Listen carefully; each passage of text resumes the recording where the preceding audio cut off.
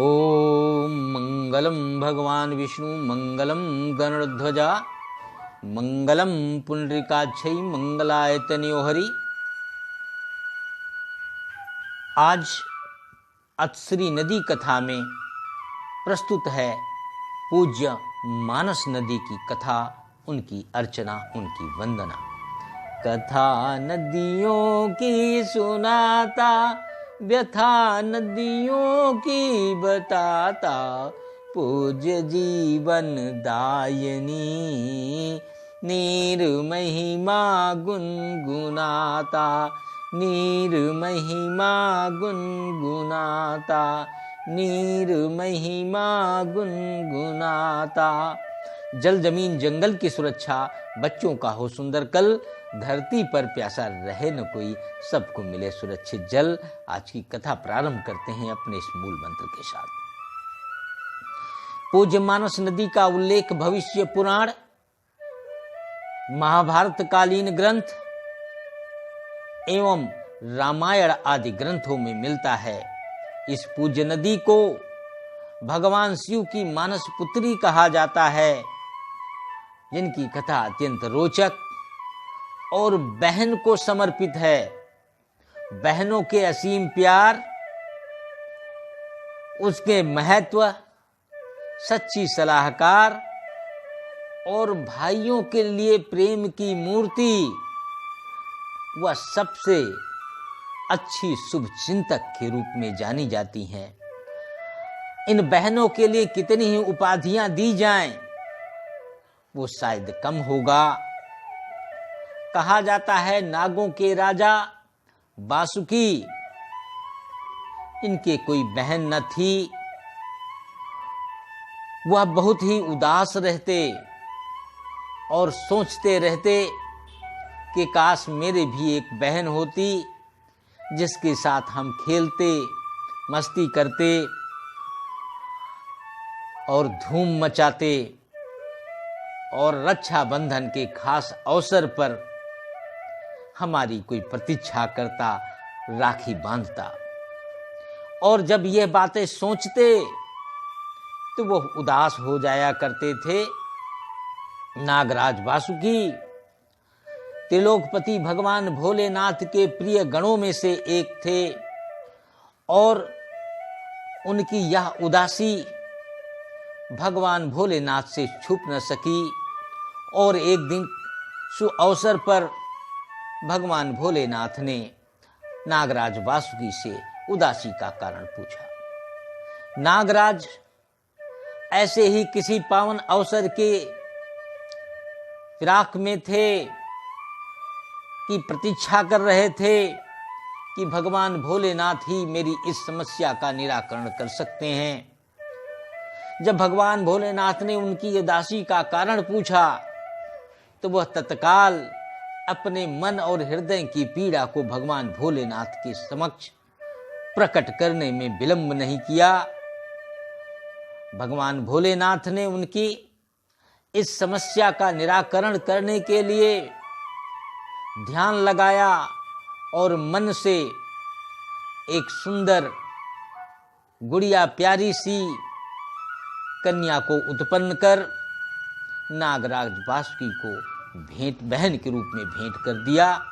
नागराज वासुकी उस तेजो में लाडली सी गुड़िया सी प्यारी बहन पाकर अत्यंत प्रसन्न मुद्रा में, अत्यंत मन और हृदय से प्रसन्न हो उठे।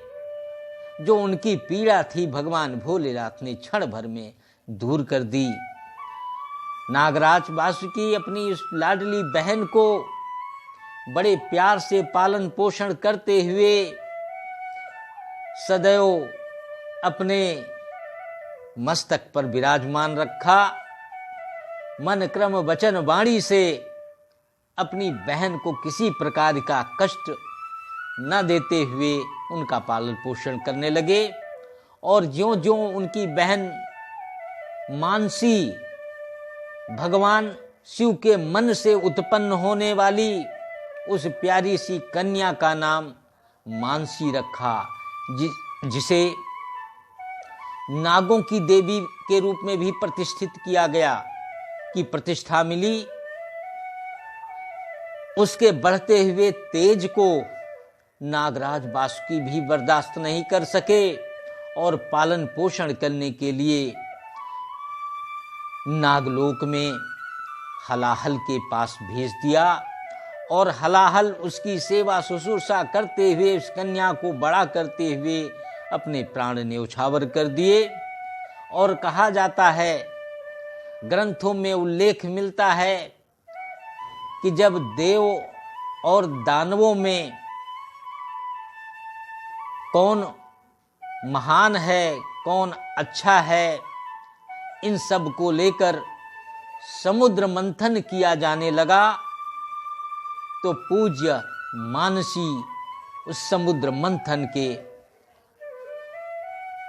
अनेक मूल्यवान वस्तुओं के साथ इनका धरती पर अवतरण हो गया और जो एक नदी के रूप में परिवर्तित होकर जन कल्याण के कार्यों में लग गईं। पूज्य नदी मानस का उद्गम हिमालय पर्वत के सुरम्य श्रृंखलाओं में स्थित हरी भरी वादियों, अपनी सुंदरता के लिए प्रसिद्ध भूटान देश से हुआ, जो भूटान देश की सबसे बड़ी नदी प्रणाली के रूप में जानी जाती हैं। और दक्षिण भूटान के बड़े भूभाग हरी भरी सुरम्य वादियों एवं रमणीय स्थानों की को जन्म देती हैं। साथ ही साथ अपना अमृत रूपी जल देकर जनमानस व वन्य जीवों का पालन पोषण करती हैं।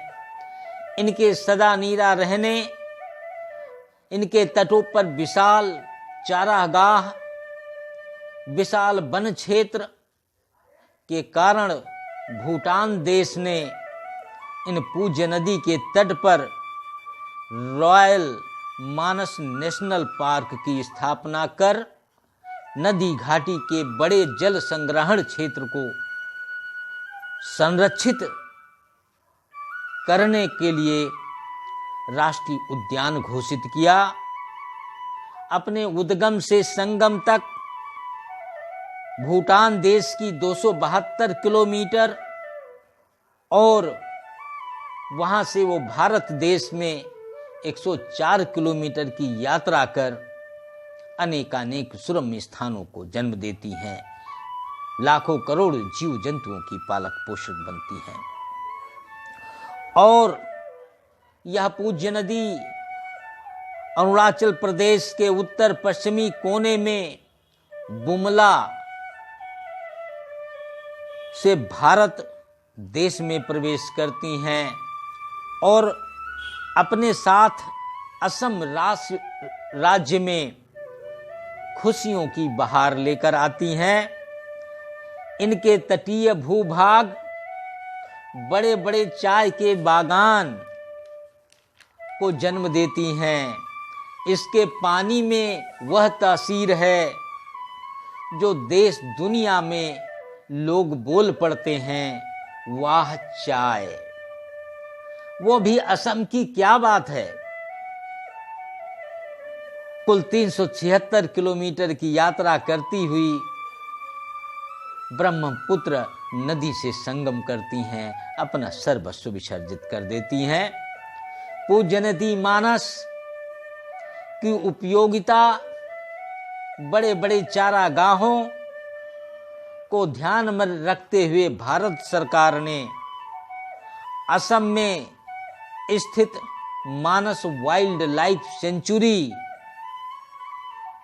को, जो एशिया के सबसे सुंदरतम, सबसे अच्छी वाइल्ड लाइफ रिजर्व मानी गई, जिसे यह यूनेस्को के विश्व धरोहर स्थल के रूप में घोषित किया गया माना जाता है।